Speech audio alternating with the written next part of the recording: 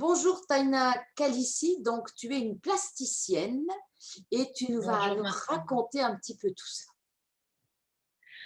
Oui, alors une plasticienne, c'est vrai que c'est un petit peu vaste, comme terme.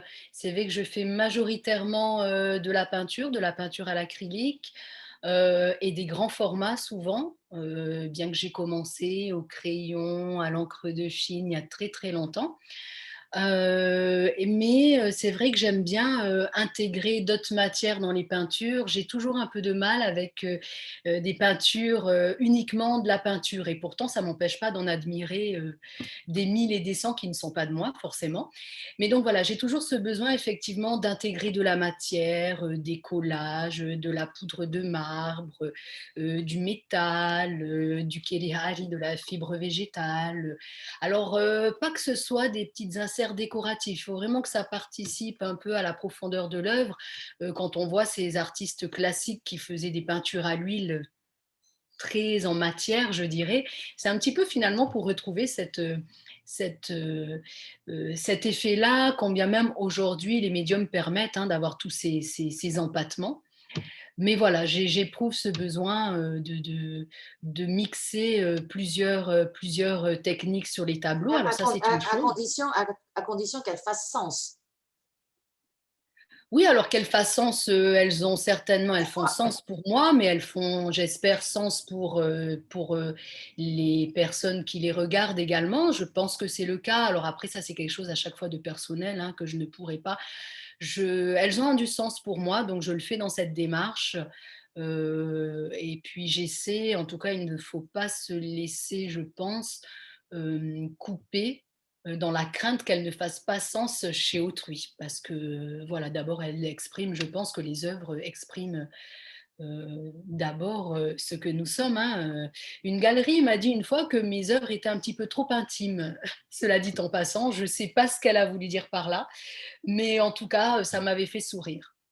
Voilà, De c'était toute pour façon, justifier la création, c'est quelque chose d'intime, puisque quand totalement. on met ses sentiments, ses tripes à la vue de tout le monde, c'est forcément intime. Je pense qu'une peinture qui ne serait pas intime, qui n'exprime rien, Eh bien voilà, alors même un paysage, quand même il un y a des, paysage, tout à fait.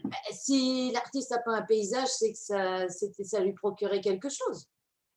Exactement, exactement. Et on essaie d'exprimer ce sentiment, en tout cas, enfin, je pense, à travers ce qu'on va rendre visuellement. Et puis d'ailleurs, je ne l'ai pas inventé, c'était écrit. Hein, je n'ai pas imaginé ce mot, je l'ai même relu plusieurs fois en me disant, je crois qu'on n'est pas du même monde. Enfin, Bah, parenthèse c'était fermée. peut-être une stagiaire, tu sais, les élèves de ce troisième vont souvent faire des stages. Alors, qui sait? Non, ça n'était pas le cas. Mais en tout cas, pour terminer sur la partie plastique, donc effectivement, j'aime aussi. Alors, je ne suis pas sculpteuse, mais c'est quand même. Je fais parfois des assemblages, des installations, des assemblages d'objets, de matières. Je ne suis pas encore totalement allée dans ce sens, même si dans mon expo de l'année dernière, j'ai intégré, on va dire, des œuvres interactives à partir de, vous savez, c'est un petit peu l'époque, tu sais, l'époque du ready-made. Avant, on prenait des choses courant du XXe siècle et puis on les présentait comme ça en tant qu'œuvre. Voilà, donc je suis un petit peu dans cette démarche. Euh, Tant que tu nous proposes pas un bidet ou un urinoir, Bah, ceci dit, ça a eu son sens parce que justement, ça avait un sens. Et oui, mais c'est pourquoi ça déjà aurait... fait. C'est déjà c'est fait. dé- Voilà, c'est déjà fait. Une Et douche peut-être, une douche. Alors, c'est pas forcément quelque chose qui me parle, mais peut-être à toi, Marthe. moi, je me parle sous la douche. Et tu chantes aussi, je suis sûre. Oui, hélas. En tout cas, ah oui, c'est vrai que voilà, à cette époque, c'était quand même, ils avaient quand même des messages, c'est beaucoup critiqué, mais ils avaient des messages effectivement à faire passer par un bidet ou par une bicyclette, etc., etc. Euh, il va de soi que ces personnes peuvent inspirer encore aujourd'hui.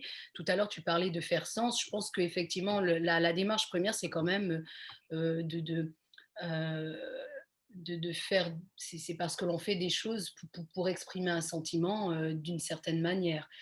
Et pour terminer, en fait, alors après, voilà pour les objets récupérés, détournés, récupérés, recyclés. Voilà, j'aime beaucoup. Alors j'avoue que euh, j'aime beaucoup. Je suis comme dans un magasin de jouets quand je suis dans un magasin de bricolage. Je peux rester pendant des heures et pour être honnête, j'y suis 2 à 3 fois par semaine. Alors, on n'a pas trop de choix à Tahiti, mais voilà, je peux rester pendant des heures, allez, peut-être pas des heures, des minutes devant un étal de métal, de plastique, de cordes, et j'ai à ce moment-là le cerveau qui foisonne. Donc, à ce moment-là, je suis plus tout à fait peintre. Est-ce que je suis bricoleuse? Est-ce que je suis toujours artiste plasticienne? Est-ce que je suis artisane? Ce qui est sûr, en tout cas, c'est que je pense qu'il faut qu'on reste créateur. Voilà. Voilà, c'est ce Voilà. que j'allais te dire. Point n'est besoin de se compartimenter soi-même en disant je suis ci, ça c'est créateur, c'est bien. Des murs. Alors tout à fait, et je suis contente que tu mettes que tu le dises toi-même. C'est exactement ce que j'ai voulu faire en créant la plateforme Rotatey, où certains ont fait la réflexion de dire bon, bah, tous ces artistes ne sont pas forcément tous reconnus, mais il y en a quand même une bonne poignée qui sont déjà reconnus. Et moi, au-delà de ça, ce qui m'importe, c'est pas un statut qu'une institution ou que certains galeries auraient donné. C'est vraiment ce qui compte, c'est le regard des spectateurs, des internautes. C'est eux qui sont les seuls juges en réalité, d'une part, et ça n'enlève pas le fait que, quel que soit le statut de la personne qui crée, ça reste un créateur. Voilà. Et ça touchera certainement la sensibilité de quelqu'un. Et je vais rebondir sur la plateforme Raw, R-A-W. Est-ce que tous les créateurs qui veulent peuvent s'inscrire ou est-ce qu'il y a un filtrage? Il n'y a pas de filtrage à proprement parler. Le filtrage, si on peut parler de ça, et la condition est qu'ils acceptent effectivement le cadre, à savoir que, eh bien, alors c'est un accès gratuit, on fait des interviews, je fais des productions audiovisuelles à titre gracieux, donc c'est en fonction de mes disponibilités, des disponibilités de mes partenaires ponctuels sur ces projets. Euh, c'est un support, on va dire, d'une approche de type solidaire, social.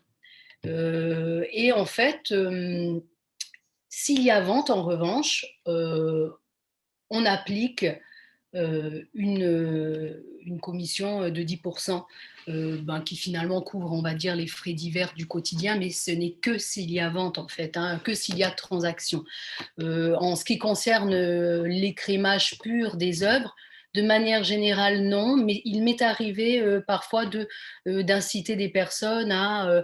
bon, parfois, il faut que ce soit des pièces uniques, il faut que ça réponde d'abord à des choses, à une démarche esthétique avant qu'elle soit fonctionnelle, bien qu'elle puisse être fonctionnelle. Bon, on ne va pas rentrer dans les débats, mais il m'est arrivé de C'est faire... un grand débat, ça. Oui, tout à fait, c'est un grand débat. Donc, il m'est arrivé de faire une sélection, mais justement, comme je le disais tantôt, c'est très peu, très rare. C'est surtout le public, l'internaute, le visiteur qui va faire sa propre sélection. Donc, mon principe, c'est d'offrir un maximum, si tant est que ça corresponde quand même aux approches esthétiques, etc., aux critères de base d'une œuvre. Et ensuite, finalement, c'est le visiteur qui fait son choix. Et c'est ça l'intérêt, c'est que mon souhait, c'est d'offrir à regarder, en fait, parce que la démarche première, c'est que l'art se partage. La création, l'art se partage. Il ne nous appartient pas de faire un écrémage. Après, je comprends que certaines structures physiques le fassent, puisqu'il y a des logiques économiques que je comprends et que je respecte, des contextes, des contraintes d'espace également. Donc, et tout ça participe. Nous ne sommes qu'une pierre supplémentaire à l'édifice, et d'ailleurs, ça serait bien que l'on fonctionne, que l'on fonctionne en collaboration. Alors, justement, dernièrement, tu as organisé une exposition qui se déroulait sur deux endroits géographiques particulièrement éloignés, Toulouse et le Belvédère ici à Tahiti.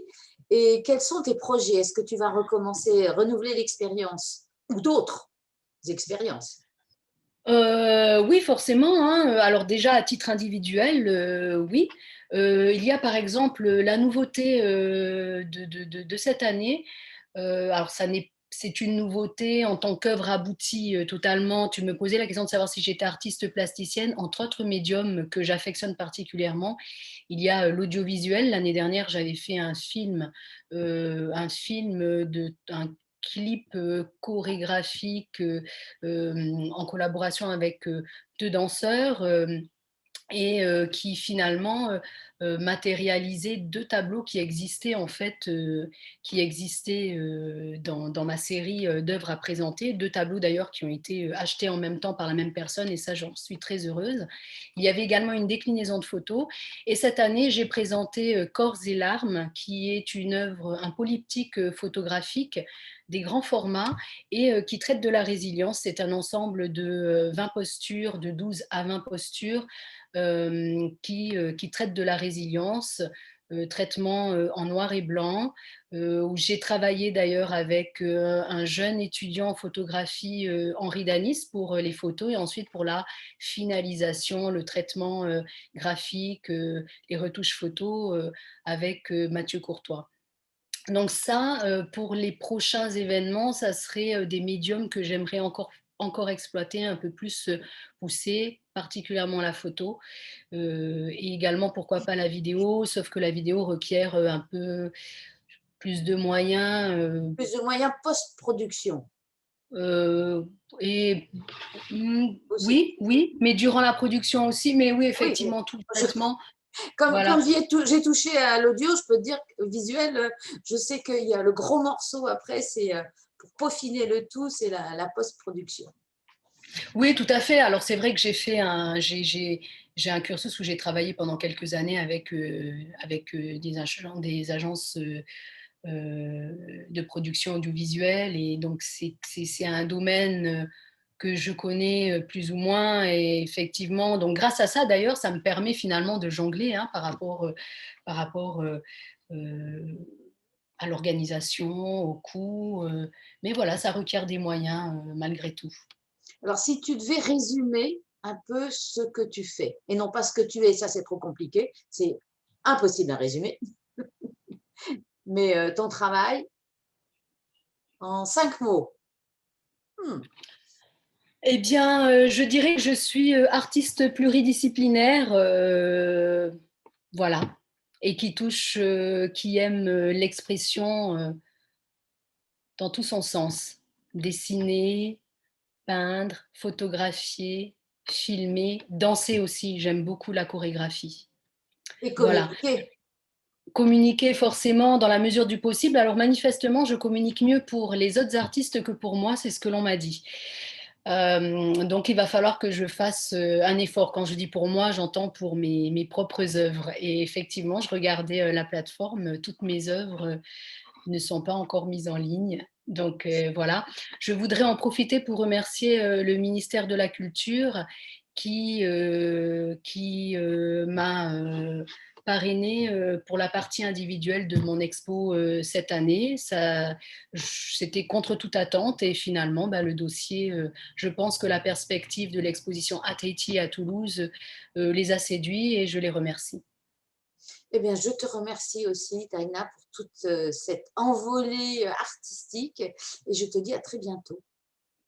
Merci Martou, moi aussi je te dis à bientôt. Merci à toi pour pour ton soutien dans ces interviews et à la communauté artistique.